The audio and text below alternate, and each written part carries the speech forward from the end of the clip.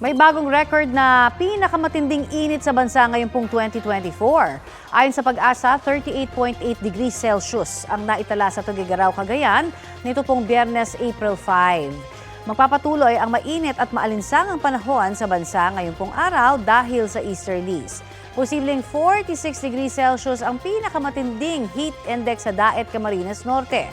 Nasa danger level na po yan, kaya mataas po ang banta ng heat cramps, heat exhaustion o kaya heat stroke. Sa buong bansa, 9 na lugar ang nasa danger level, ang heat index o 42 degrees Celsius pataas. Kaya huwag ho nga kalimutang uminom ng tubig at huwag magbabad sa ilalim ng araw.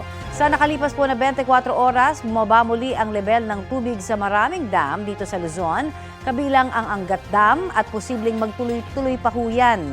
Mababa rin kasi ang tsansa ng ulan ngayong pong araw base sa rainfall forecast ng Metro Weather.